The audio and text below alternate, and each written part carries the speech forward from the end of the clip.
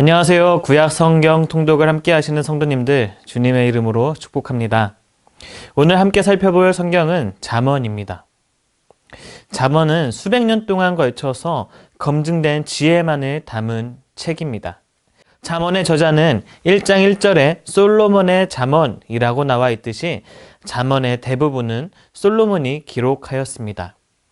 솔로몬은 잠언을 통해서 독자가 지혜롭게 사는 법을 가르쳐주고 있습니다. 잠언은 히브리어로 마샬이라고 부르는데 그 의미는 비교하다라는 의미를 가지고 있습니다. 잠언을 읽다 보면 수많은 비교가 나옵니다. 지혜와 어리석음, 생명과 죽음, 의인과 악인 등 저자는 대조적으로 비교함으로써 진리를 전달하고 있습니다. 반면 우리말에서 잠이라는 한자어는 병을 고치는 데 쓰는 침 또는 경계하다라는 뜻을 가지고 있습니다.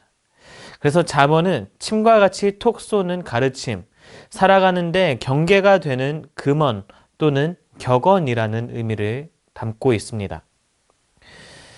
잠언은 저자에 따라서 7부분으로 나눌 수 있습니다. 첫 부분인 1장에서 9장은 솔로몬의 잠언으로 아들을 향한 권면을 얘기하고 있습니다. 두 번째 부분은 10장에서 22장 16절까지로 다시 솔로몬의 잠언이라고 저자는 밝히고 있습니다. 세 번째 부분은 22장 17절에서 24장까지로 지혜 있는 자의 말씀이라고 말하고 있습니다. 네 번째 부분은 25장부터 29장까지 솔로몬의 잠언은 맞지만 후대에 유다왕 히스기야의 신하들이 다시 편집해서 기록한 것입니다.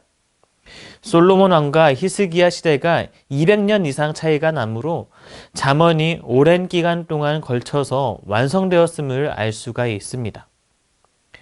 다섯 번째 부분인 30장은 아굴의 잠언이고 여섯 번째 부분인 31장은 르우엘 왕의 말씀입니다. 그러나 이 두 사람에 대한 내용은 별로 알려진 바가 전혀 없습니다. 마지막 7번째 부분인 31장 10절에서 31절까지로 우리가 흔히 알고 있는 현숙한 여인에 대해서 나오고 있습니다. 잠언의 마지막을 장식하는 이 여인은 지혜가 의인화된 것인데 그녀는 지혜의 원리에 따라 살며 여호와를 경외함을 근본으로 하기 때문에 아름답고 완벽하고 또 조화로운 삶을 사는 모범이 되는 여인으로 나옵니다. 잠언은 처음 부분인 1장 2절에서부터 기록 목적을 적고 있습니다. 지혜와 훈계를 알게 하고 명철의 말씀을 깨닫게 하고 정의와 정직을 행하도록 훈계를 주며 어리석은 자를 슬기롭게 하고 젊은이들에게 지식과 분별력을 갖게 하고 지혜 있는 자에게 학식이 더하고 명철한 자에게 지략을 더한다고 말하고 있습니다. 또 잠언의 중요 구절인 1장 7절에서는 여호와를 경외하는 것이 지식의 근본이거늘 미련한 자는 지혜와 훈계를 멸시하느니라 라고 기록되어 있습니다. 잠언은 결국 여호와를 경외하는 법을 가르치기 위해 기록된 책이라고 할 수 있습니다. 여기서 경외란 단순한 두려움이 아닌 하나님에 대해 존경과 경외심을 갖고 자신의 위치를 깨닫는 것입니다. 즉, 하나님의 선하심과 광대하심을 알고 자신의 불완전함과 연약함을 인정하게 만드는 것입니다. 그래서 잠언은 단순히 이 세상을 잘 살기 위해 지혜를 가르쳐주는 것이 아니라 자신의 연약함을 알고 하나님을 경외하고 의지하는 삶을 살기 위해 지혜를 가르쳐주는 것입니다. 잠언은 건강한 인격으로 준비시키고 성장시키기에 좋은 책입니다.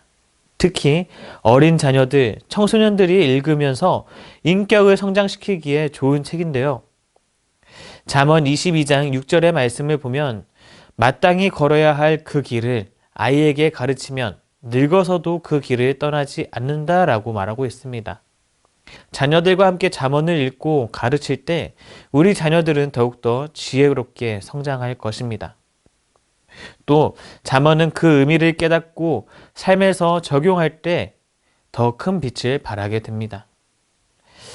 이제 앞으로 우리는 잠언을 통독하게 될 텐데 말씀을 통해 하나님을 경외하며 말씀을 깨닫고 또 실천하면서 더욱더 지혜로운 성도님들이 되기를 소망합니다.